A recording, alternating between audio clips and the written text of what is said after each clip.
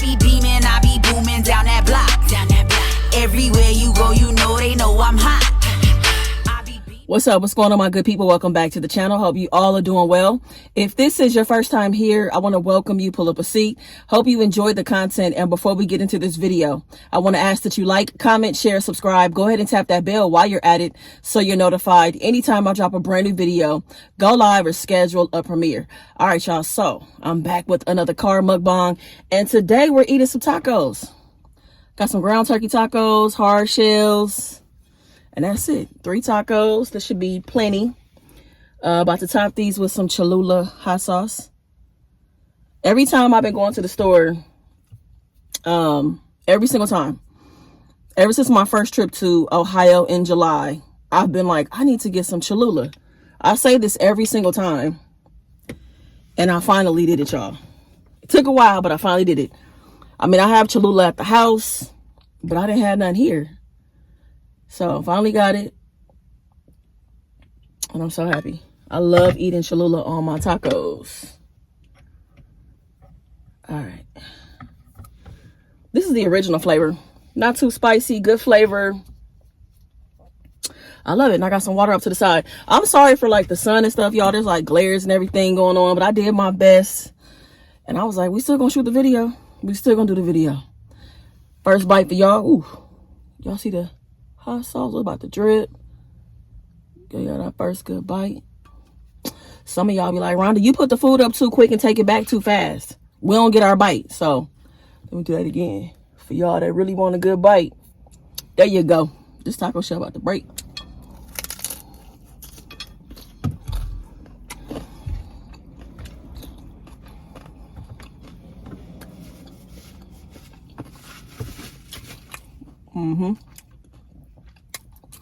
I'm gonna tell you what's on it just a second.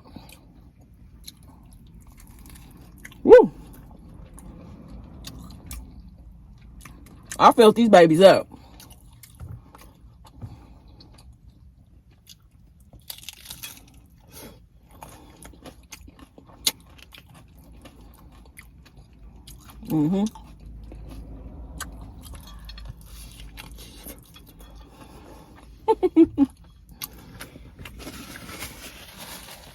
I did not bring a fork, but that's fine. So, these have ground turkey, cherry tomatoes, cheese, lettuce, and some guacamole that I made. This guacamole is good too. It's real good.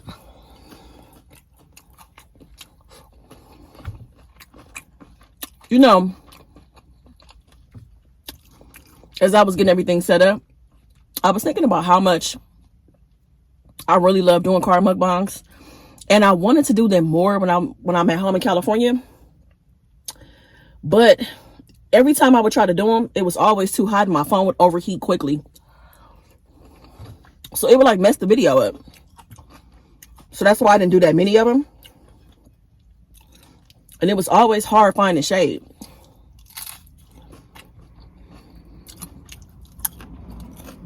So I knew there wouldn't be a problem out here because of the time of year. Because don't be fooled, the sun is shining, but it's cold. It's like 27 degrees.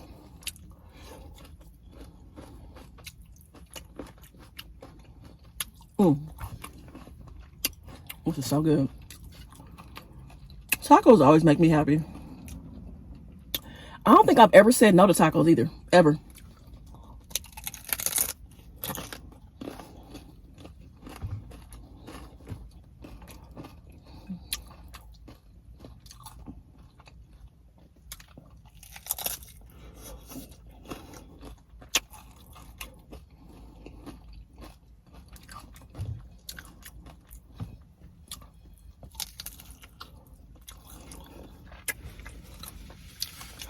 People be asking too, like, where are you parked at just eating like that? So the car mukbangs I did at home in California were always just in the driveway at home. This is my second car mukbang here in Ohio, and I'm just in my honey's driveway. That's it.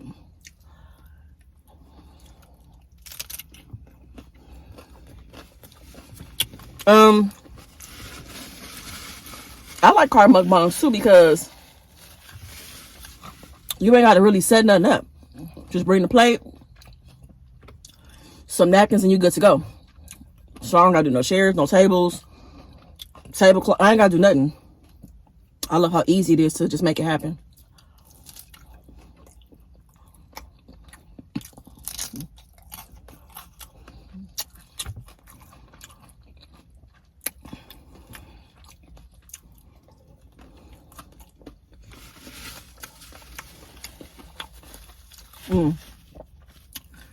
This meat is seasoned so good.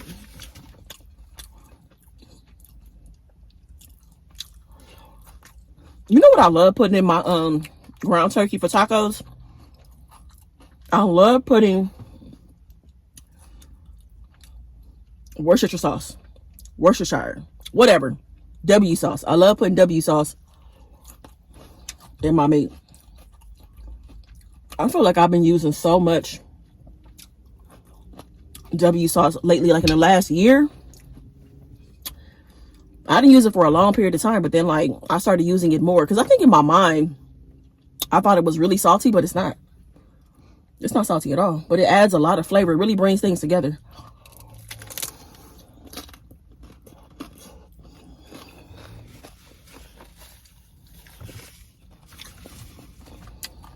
So y'all,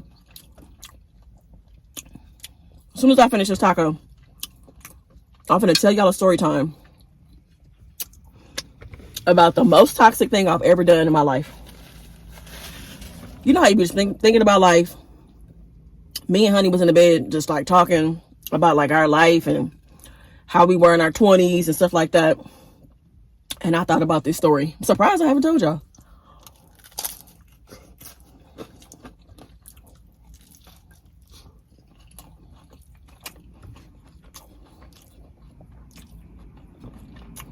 This is so good.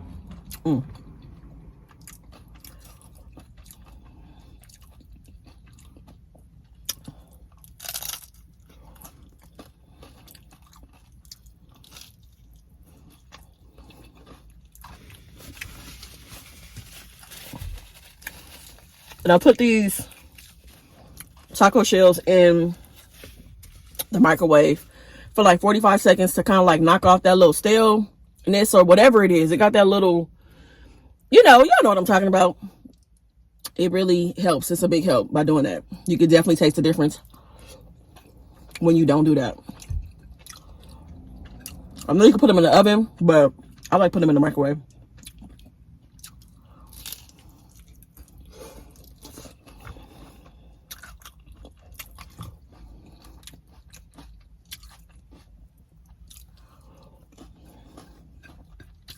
All right, y'all. So I'm gonna go ahead and get into the story time. I don't think it's gonna be a super long story time.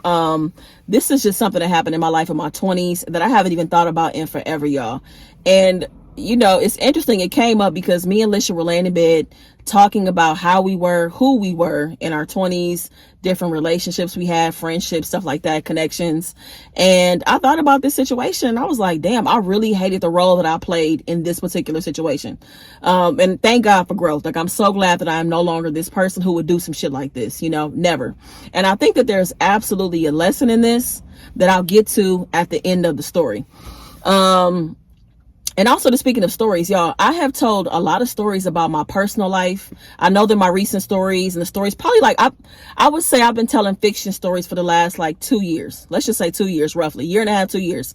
But before that, when I first got on YouTube, I talked a lot about my past experiences, relationships, friendships, all kind of shit. So if you haven't seen my old stories about my life and you're interested in that, please click on playlists and you can go back and just see. I have them all sorted out through a different like series and stuff like that. They're titled accordingly. So check them out. I will put a link here for one of my favorite Storytime series. And when I shared about my life when I first started YouTube, it was just very therapeutic to share and release the things that I have experienced, So let's get into it. So this particular story time, it takes place in 2004. I was 23 years old. I had just finished college. I'm gonna say I was out of college for about 6 months or something like that.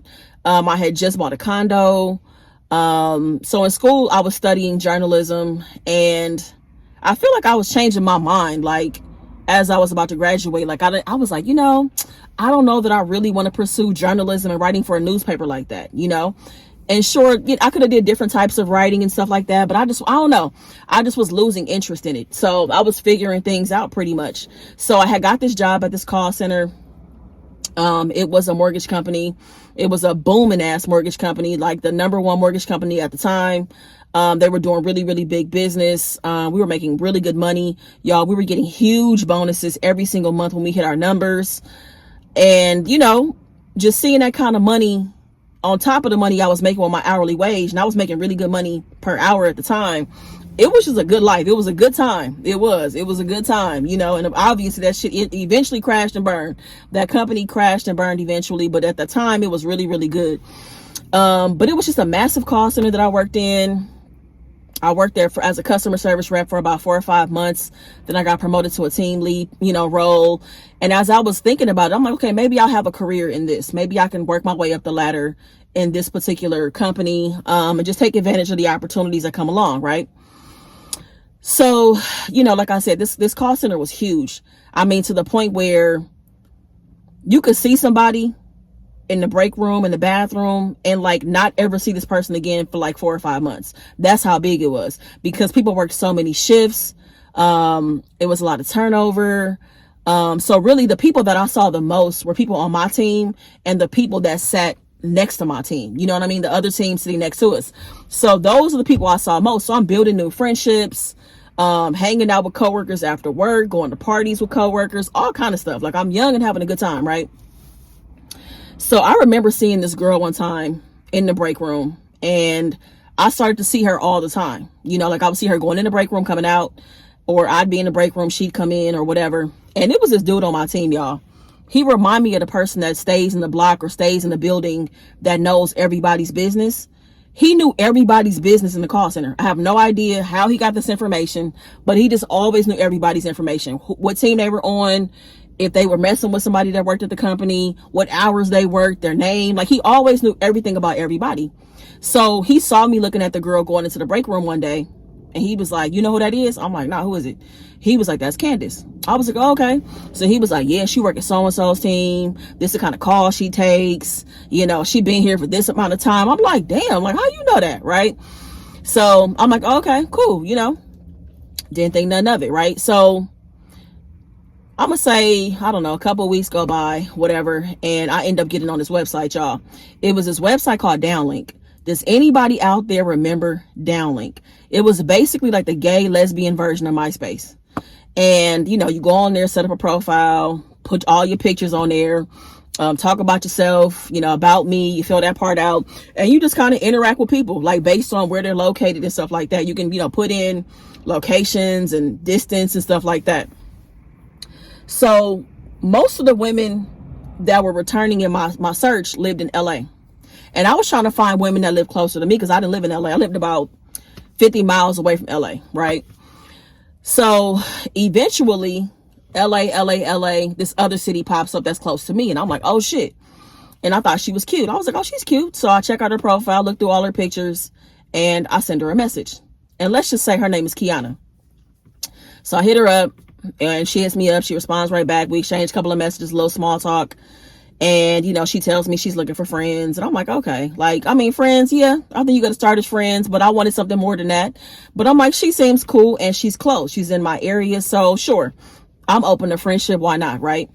So we keep on exchanging messages, and she tells me she wants to meet for coffee and, all that stuff or whatever. I'm like, yeah, bet. Like, I'm down for that. No problem. Whatever. She comes back with another message and was like, hey, my friend told me to tell you hi. She said y'all work together. I'm like, we do? I'm like, what's her name? So she's like, her name is Candace. She's short. She got short hair. She got braces. She starts describing it to me. And I'm like, oh shit. Yeah, I know exactly who you're talking about. So I start laughing like, damn, what are the chances of this happening, right?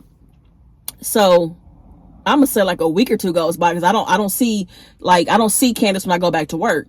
So week or two goes by, finally bump into Candace. She's like, what's up? I'm like, hey. Now mind you, up until this point, I think she's seen me, I've seen her. We've never talked though. And the people we were cool with, like our groups at work, never crossed paths. You know what I'm saying? So like I said, a week or two goes by after I was talking to her best friend and roommate online, and I see her at work, and she's like, what's up? And I'm like, what's going on? How you doing? I'm like, that is so random, right? It's funny, huh? She was like, yeah, that was funny. Like how, when she showed me your picture, she was like, I just started cracking up. Like, I work with her, whatever. And so me and her just became cool. Like, we just started talking a lot at work. I would see her at lunch. We eventually worked the same schedule.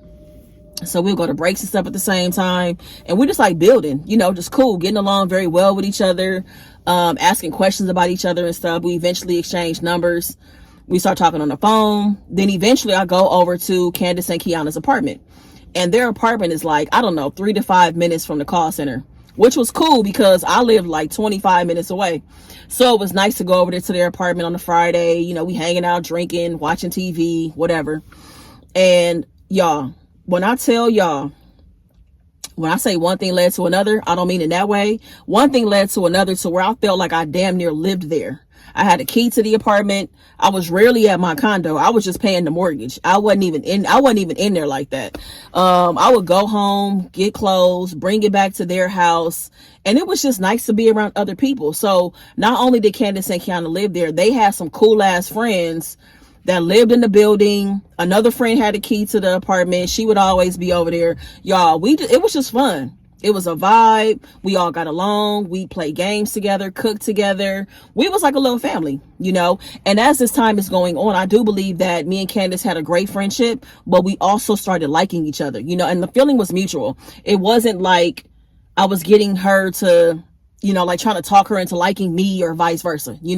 We started liking each other. It was very much mutual, flirting with each other and just kind of just into each other, and it was very obvious, you know what I'm saying? And the bad part about this is that Candace had a girlfriend. She had a girlfriend that was in college in another state.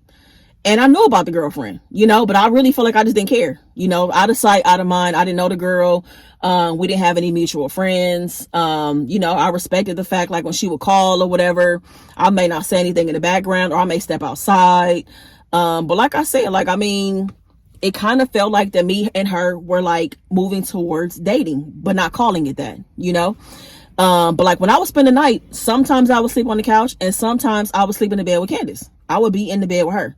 We never did anything together. Never. We never messed around, nothing. But I was in the bed with her while her girlfriend was in college, or away or whatever, right? So the holidays roll around and her girlfriend is coming home for like 2 weeks, right? So I remember she told me as soon as she found out, because at this point, I feel like I was in love with her and I feel like she was in love with me.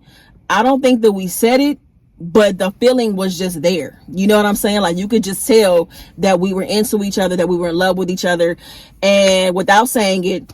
And I can't imagine the position we put everybody else around us that were around us, how they felt too, because, it's like they like the girlfriend. They have a great relationship with the girlfriend who's coming back home for the holidays. But we love Rhonda too. And what are we gonna do? You know what I'm saying? And I remember she told me as soon as she found out that her girlfriend was coming home for Christmas, I believe she was staying at staying with Candace the entire time. And so for me, I'm like, well, what about me? I really felt like, what about me? I felt so entitled and thinking in my head, well, why can't she go home for a little bit? I get that she may stay here for a few days, but she ain't going to her mom's house or she just gonna be here the whole time. Now, mind y'all, I got a whole condo, got my own space. It's not like I don't have anywhere to go, but I'm looking like her coming home is messing my shit up, because at this point, y'all, we've been doing this for months. This has been 5 or 6 months at this point, right? So, I'm just really kind of heartbroken. I'm mad that she's coming home. I feel some kind of way. I'm trying to act like it doesn't really bother me, but it does. I feel like it puts me in a mood. So at this point, I'm gonna say it's 2 or 3 weeks away from her girlfriend coming home, right? So I'm trying to enjoy these last 2 or 3 weeks because clearly I'm not gonna see you while she's here. That's what I was thinking, right? So it finally comes down, it's time for the girl to come home, and she does. And I go to my condo and I'm just sitting around moping, looking sad, looking pitiful, because I'm not talking to Candace. I'm not around her. And it really, all I could do was sit with my thoughts and my emotions and really be honest with myself. Rhonda, you're in love with this girl. You want this girl. And how did we get here? How did we let this happen? You know, because it's not like she didn't talk about having a girlfriend, because she did, you know. And I just remember being sad, and like, you know, when her girlfriend would leave to go visit maybe friends and family, Candace would call me. And, you know, I was, of course, you know, just sitting waiting for the phone to ring. Probably didn't even ring one full time. By the time I would just, hello, hello, you know, when I would see her name in my caller ID.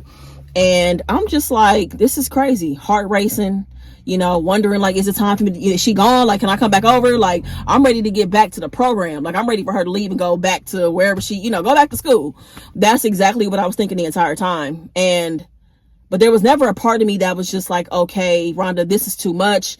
You got to take a step back. You got to remove yourself out of a situation like this, because it's not fair for you to feel like this. You know, it's not fair for either one of y'all to feel like this. And, you know, so after she left, I was so relieved and so happy that she left. Like, you know what I'm saying? And I was like, you know, Candace, did you miss me? She's like, yeah, I missed you, you know, whatever. But like, it wasn't like once her girlfriend left, she changed anything. It was like, all right, Rhonda, she's gone type thing. That's kind of how it felt. You know what I'm saying? We fell right back into our rhythm of me just going over there and, you know, posting up, spending time, using my key. I had clothes over there in the closet, all kind of shit. And, you know, eventually they broke up. I feel like maybe a couple months after she left. Now, I'd like to say I feel like I didn't have anything to do with it, but I probably was a part of their breakup. Maybe, you know, I'm sure Candace maybe acted different, and now mind you, the girl knew who I was. Now, do I think that Candace was telling her the type of friendship we had, that I was sleeping in her bed at night with her? I'm sure she didn't say all of that. I'm pretty sure. You know what I'm saying? Because if she was talking about our friendship, our relationship to her girlfriend, I'm pretty sure that would have been a problem, you know? And they eventually broke up. And I remember like trying to be there for her as she was going through this breakup, but also just waiting for my moment to be like, so what's up with us? Now we can pursue and make a relationship happen because she's out the picture. Like, I remember very much feeling like that. And you know what song that reminded me of, y'all, was Comforter by Shy. That song Comforter, what's the lyrics, y'all, where they're like, he's like, lay down, tell me what's on your mind. What exactly did he do to make you cry this time? You right? That song, it made me think about that. I basically was her comforter. You know what I'm saying?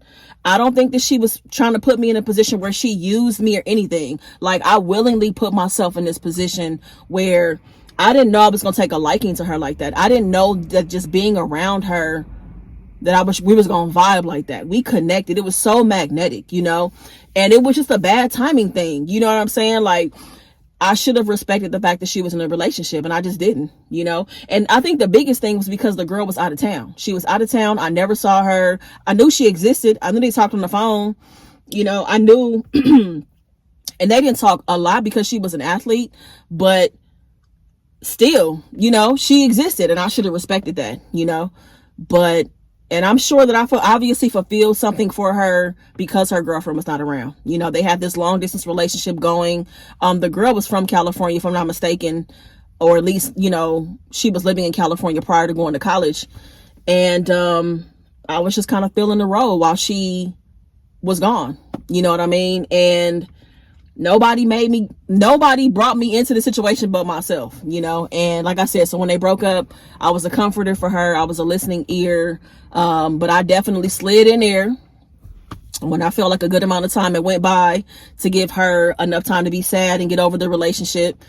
And obviously it really wasn't that long, y'all. I wish I could remember how long it was before we officially got together, but I feel like it wasn't a long period of time, because mind you, we were already building, we were already connected. I feel like we were already in love prior to, well, I'll speak for myself.